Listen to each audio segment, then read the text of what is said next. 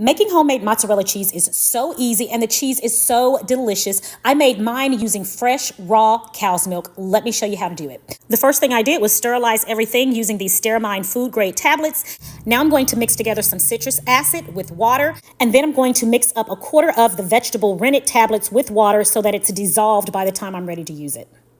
Now, like I said, I purchased fresh raw cow's milk from a local farm in the area. I've already skimmed off the cream from the top, and I made some fresh homemade butter with that. So I'm going to add 1 gallon of the milk to a Dutch oven. I have my citric acid here, so I'm going to pour this in.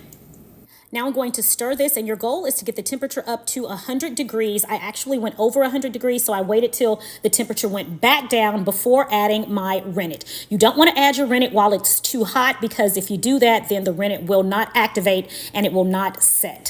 So make sure it's at 100 degrees.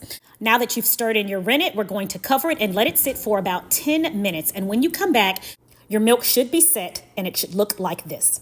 Now that you have curds, we're going to cut the curds just like this. So now I'm going to turn my burner back on. So I want to bring this back up to temperature. I want to bring it up to 110 degrees. When it reaches temperature, drain it into another pot so that you can save that whey. We're going to use that to make some ricotta cheese. Now squeeze the excess whey out of your mozzarella cheese. As you're doing this, you'll notice your cheese becomes smaller.